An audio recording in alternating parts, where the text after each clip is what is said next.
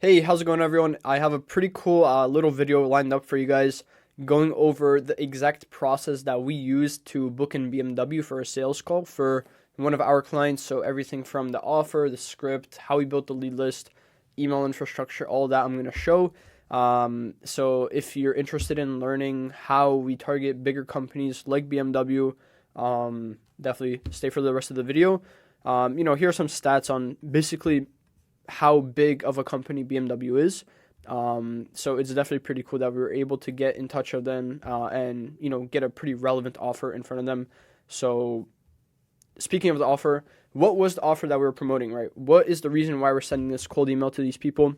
So for this client, we're looking to target enterprise corporations, huge companies with over 500 employees that commonly organize corporate events, right? So more specifically, this campaign was built out towards automotive companies, sorry. And funnily enough, a few days after we booked BMW, we also booked Jaguar Land Rover, and they were very interested as well. So our client takes care of the creative aspect of the corporate, event or function, whatever you want to call it, to make the most of the event.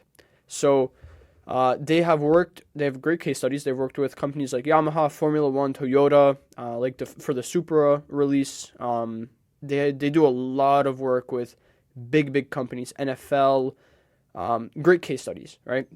They do not have any quantifiable results, no money back guarantees, no risk minimizers or anything like that, and their minimum ticket size is $50K, right? They don't touch anything under that. So yes, it is like from like a cold email person's point of view, it's like a terrible offer, right? There's no guarantee, no quantifiable result, no like specific ICP, right? It's not narrowed in on anything. So we did come in with a little bit of caution, but obviously it worked for us. And we got in front of the relevant people, offering them something relevant. So, and also, once again, they had really good case studies. So, what was the email conversation? This is the first touch point, the first email that we sent to BMW USA. Hey, first name. Our team recently helped Yamaha putting together a spectacular corporate event for their 2024 model release in Vail, Colorado. So this is a social proof line. May I share some highlights of how it went? P.S. Out of curiosity, do you have any events in the near future? Right, so we have kind of like a double CTA, but it makes it seem more conversational, right? So this is obviously a super like light CTA, right? Can I just send you some info, right? Some pictures of how it went. And then this one is a little more related to the offer, which is the creative aspect of the event management. So they responded. How many minutes later? 9 minutes later, and they're like, hey, our name caught me at a good time. Actually have a large RFP for a combine program with Sturgis and our BMW Motorrad Days America, right? So some sort of event. Happy to share your way. Should be out in the next 2 weeks, all right? So, they responded, seemed pretty interested, so we responded back within 30 minutes, sending them some of our case studies, right? So the Yamaha one, the F1 one, and pitching a call on Friday, right? So they're obviously interested. They want to learn more. What's the next step, right? We need to push the conversation along. So, hi, first name, love to hear it. Here's what we did for Yamaha, and another relevant one to you, Formula Season 1 kickoff event. Are you available for a call with our team to see how we might be able to help out with that event that you have coming up? Maybe sometime on Friday, right? So still super casual, right? We're not sounding like a robot. We're not talking super, in corporate voice, right? We're just having a conversation with these people, and, maybe sometime on Friday they can meet.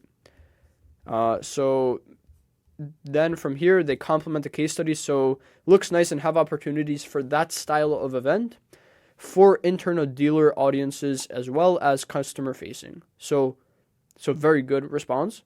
How does Friday late afternoon Eastern look for your side? We're heading down to the BMW region, some, more specific stuff. So, yeah, this guy, pretty interested, right? They do have some need for this. We have qualified them, right? Obviously, they definitely have enough money to pay for the event, right?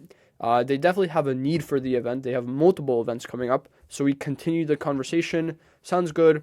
Interested in learning more about this? We responded, does 4 p.m. EST work? Right. So we're just trying to get them onto a call, right, at a good time since they're already qualified. And then sounds good. They confirm it. We get it booked in, and we send them the invite. It is that simple, right? Now, you may be like looking at me and it's like, oh, like this guy, he might be making this up, or it can't be that simple. It really is. But the thing with this campaign is that a lot of work was done on the front side of the campaign, when we were actually building it out, right? So once you have everything laid out for success, it's just the conversation that you have to have with them, right? The response handling is not the worst part. The worst part, or the hardest part, not the worst part, is finding them at that right time and sending that email to them and making sure it lands in the inbox and making sure that we're getting in touch with the right person, right? So how did we get their information? The first step to finding the correct decision makers in the specific type of companies that you're looking to reach out to is by doing market research. Now, a lot of people will talk about market research and, just make a lot of stuff up. We just need to pinpoint the type of companies that might be interested in the creative event management space, so in their service. So this can be anything, and we take a look at, the past clients, clients that they want more of. So this is where you have to listen to your client and understand what type of companies you should be reaching out to and what type of companies your client wants to reach out to. So once we understand that, right, we asked, our client questions. Usually this is done in the onboarding form just to make sure everything is in one place. And we need to take into account all the type of situations that these companies are in to find them at the right situation, right? That's how we can target, hey, are you hosting any events? Perfect. Let me help you out. That's the kind of situation that we want to catch them in, right? So the whole point of doing this market research is to put a relevant offer in front of a relevant decision maker at a relevant company. So if you didn't notice, it's all about relevancy, right? If it's not relevant, nobody's going to care, right? That's just the truth.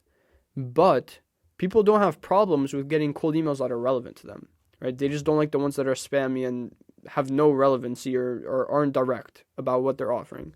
So once we had an in-depth understanding, right, of what companies we needed to target, we were able to build out a lead list to use within the campaign, right? And obviously we were targeting different sectors. Esports, gaming, automotive was one of them. And for this, we used Ocean.io. We used their website lookalike feature to find the specific keywords that these companies were being used to categorize, right? So we wanted to have the exact keywords that they're using. Just so that our list that we build in Apollo in the next step can be as relevant as possible. So from there, we copied all the relevant keywords, put them into Apollo.io, and then we had a bunch of keywords that we can work with, whether it's include, exclude, industry. We made sure to target the best automotive companies that we can, and I'm pretty sure this probably came out to around 1,000 leads, maybe 1,500. So it by no means is a big campaign, but it's extremely relevant to these people. So we made sure that we worked with other filters as well as employee count, location, industry, pretty basic stuff, but making sure that we're reaching out to the right people at the right companies. From there, we want to export the lead list, and then we can verify it. So we verify it using a software called Million Verifier. There's a bunch of other ones that you can use, but that's what we use. Make sure if you are using some sort of verifier, make sure it is a good one. Make sure you're paying good money for it. Don't cheap out on a verifier. We used to use listclean.xyz, and we were kind of just shrinking our lead list size because it wasn't too accurate. So make sure you're using a solid, reputable email verifier. So once we have that done, we have every single email, right, that we need, and the contact information and all that. It's all just sitting in a CSV file, right? That's all where it is. And once we have that, we need to actually go and create the messaging that I just showed you, create the campaign in Smart Lead, right? So let me get into the tech stack. We use pork bun for the email domains. Then we make email accounts with Outlook, and then we actually send the emails, right? For this campaign in specific, or for this client, we were sending around 1,000, probably just under at that point because this was at the beginning.